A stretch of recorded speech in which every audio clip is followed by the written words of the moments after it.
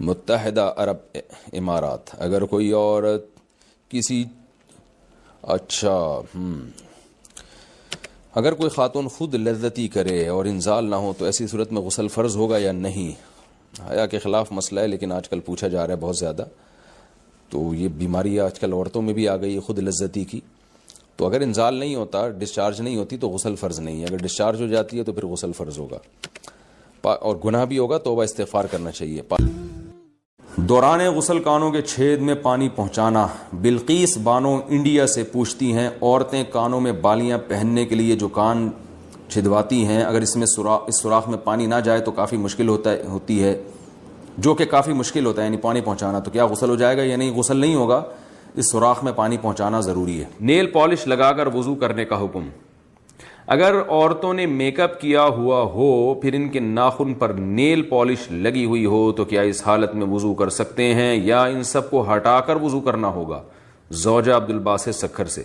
Nail polish جو normally آتی ہے اس میں پانی نہیں جاتا تو اس کو ہٹا کر وضو کرنا ہوگا. باقی میک اپ تو جہاں تک ہمیں معلومات ہیں اس میں پانی چلا جاتا ہے، لیکن اگر کوئی ایسا میک اپ ہے جس کی باقاعدہ تہ جم رہی ہے اور اس پہ پانی نہیں جا رہا، اور اس کا طریقہ میں بتاتے رہتا ہوں کہ کاغذ پہ اس کو لگائیں اور دیکھیں اس کے اندر پانی کا ٹپکا گرا کے پانی اس میں جذب ہوتا ہے کہ نہیں ہوتا. اگر ہو رہا ہے تو اس کا مطلب وضو ہو جائے گا، نہیں ہو رہا تو اس کا مطلب کہ چہرے پر بھی جب یہ میک اپ لگا ہوگا تو پانی اس میں نہیں جا رہا.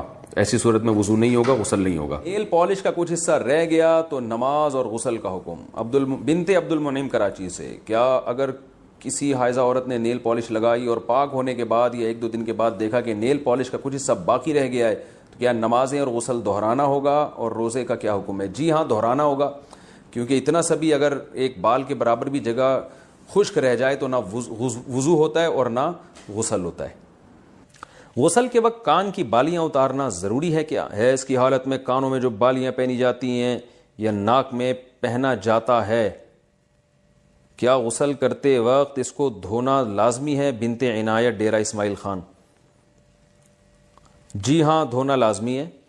اگر ہلانے سے پانی اندر پہنچ جاتا ہے تو نکالنا ضروری نہیں ہے. اگر ہلائے بغیر یعنی وہ جو ناک میں ہے یا کان میں بالی ہے اس کو نکالے بغیر سوراخ میں پانی نہیں پہنچتا تو پھر اس کو دھونا لازم ہے، یعنی اس کو کھولنا اور پانی پہنچانا لازم ہے. وہمی نہ بنے، تھوڑا سا بھی یوں کریں تو پانی پہنچ جاتا ہے آرام سے. اس کو ہلا لیں اچھی طریقے سے. بالی کو، کانوں میں جو خواتین کے بالیاں ہوتی ہیں، پانی کا چھینٹا ڈال کے نا اچھی طرح سے بالی کو ہلا لیا جائے اور پانی پھینکا جائے تو پانی پہنچ جاتا ہے. غسل کا صحیح طریقہ کیا ہے؟ بنت یوسف. غسل میں پہلے ہاتھ دھوئیں، پھر کلی کریں، پھر ناک میں پانی ڈالیں، پھر تمام بدن پر پانی ڈالیں. کیا یہ طریقہ صحیح ہے یا یہ صحیح ہے کہ پہلے ہاتھ دھوئیں پھر کلی کریں وغیرہ وغیرہ وغیرہ؟ میں صحیح طریقہ بتا دیتا ہوں کیونکہ غلط طریقہ انہوں نے کچھ غلط اور صحیح طریقے مکس کر کے لکھے ہوئے.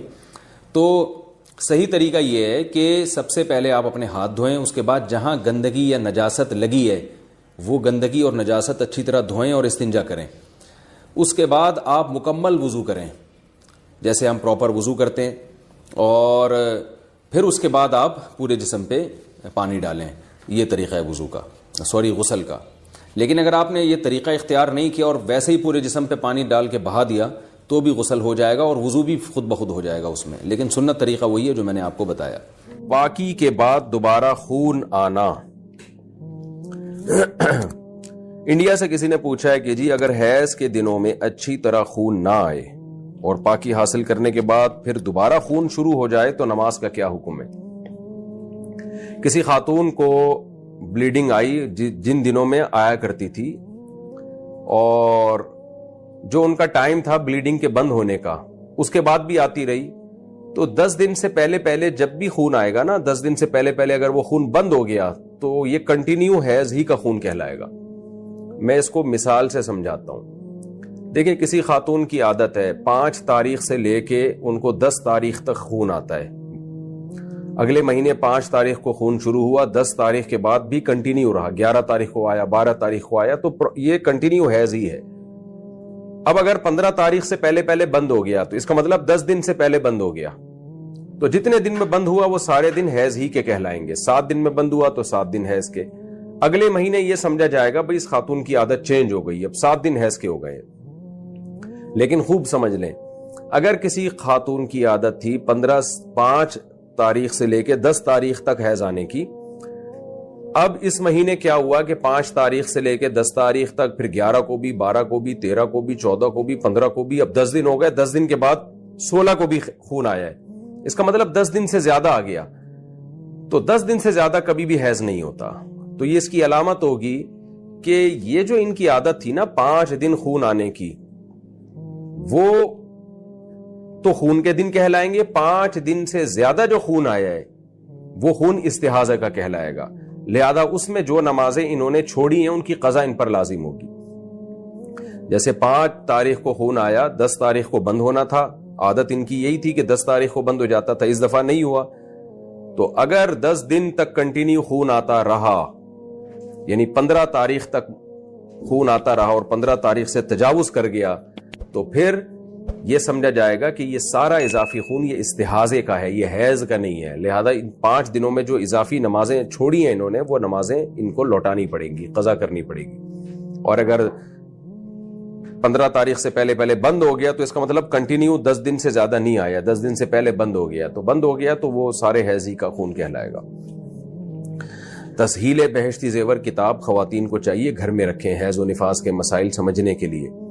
حیض و نفاس کے مسائل ایک دفعہ اچھی طرح سے سمجھ لیں تو بہت اس میں خواتین کو مہارت ہو جاتی ہے. تو بہشتی زیور میں بڑے آسان انداز سے لکھے ہوئے ہیں حیض و نفاس کے مسائل. آج کل شرعی مسائل کی طرف لڑکیوں کی توجہ ہی نہیں ہے. ڈاکٹر بن رہی ہیں، انجینئر بن رہی ہیں، طہارت کے احکام اسلام تو آپ کو طہارت کے احکام بھی بتاتا ہے نا. تو آپ کو میڈیکل کالج میں تھوڑی بتائی جائیں گے یہ حیض و نفاس کے شرعی احکام کیا ہیں. تو یہ تو میڈیکل سائنس کا ٹاپک ہی نہیں ہے، نہ یہ آپ کو فزکس کیمسٹری میں یہ چیزیں سکھائی جائیں گی. یہ چیز شرعی احکام ہے. نماز کا طریقہ کیا ہے، غسل کا طریقہ کیا ہے، یہ ڈاکٹر تھوڑی بتائیں گے آپ کو. ڈاکٹر کی نظر میں تو ڈیٹول سے نہا لو، پانی سے نہا لو، ایک ہی بات ہے. دونوں میں جراثیم مر جاتے ہیں.